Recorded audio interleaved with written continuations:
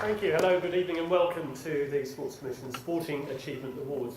It is a fantastic celebration, as we know from each of the years, of all the sporting success and those people taking part in sport every single year that we've been doing this. I wanted to take a few moments as introduction to just elaborate on some of the things that you've seen there across the board, from performance sport to the very first opportunities to try sport.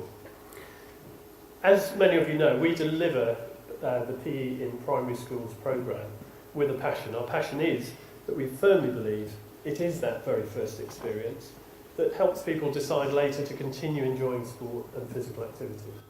And you will have seen in the papers even today as the headlines, it's inactivity that is causing so many problems. And I think sport has such an important part to play in that as part of the equation. But if we don't get it right from the very first start in sport, people are turned off. All the evidence suggests it. And last year I mentioned about what we were doing to improve it. We have ambitions to increase the provision even more. We know that sport and PE in primary schools also increases and improves academic achievement.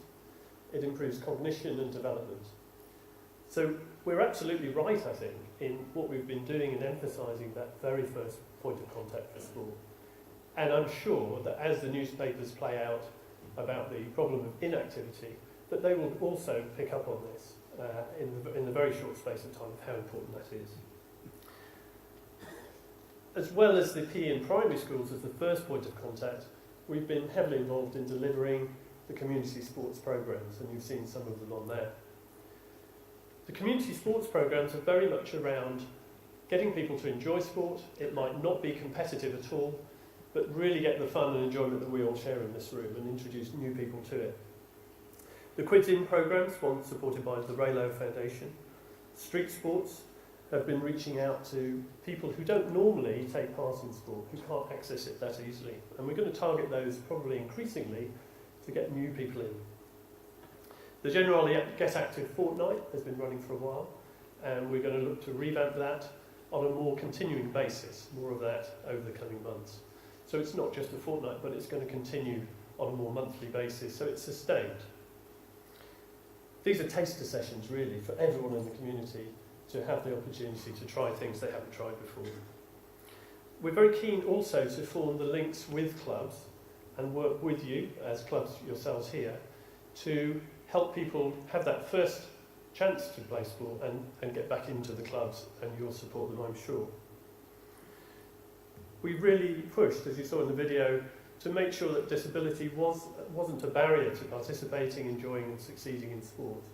And you'll sort of seen on the video there that we welcomed Danny Nobbs to launch the programme, and Jessica Jane Applegate, you'll remember, came to support as well, for people with learning disabilities, herself a Paralympic gold medalist. We also part fund, jointly with sports, the sports development officers. And they play a crucial role in looking to bring new people in and keep people in sport. A few years ago, I was involved in England in tracking what was happening to people when they first came into sport. All the effort, all the money, a lot of money from Sport England was going into getting people into sport for the first time. But what was happening was people after 2 or 3 years were dropping out. So all the focus was there, but no one was sustaining people in sport. There has to be new things, exciting things happening. So we want to do that and work with the sports development officers to help.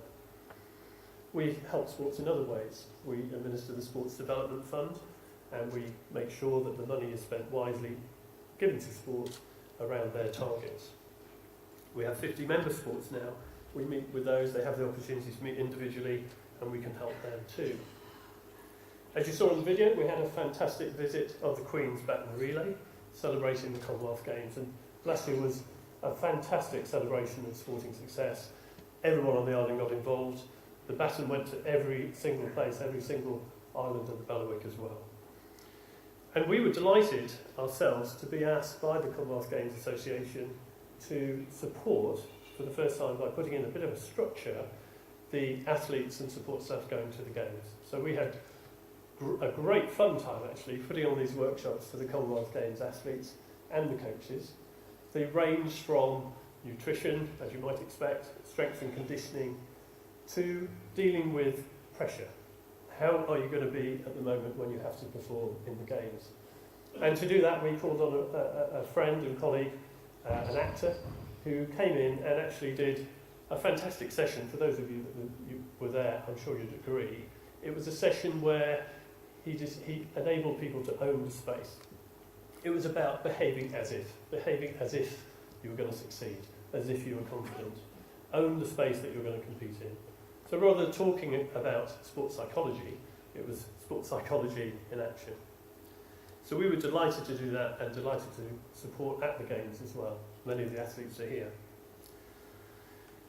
I think sport, physical education and physical activity has such an important part to play. We will play our part in it, but I'm sure all of you here have a part to play too.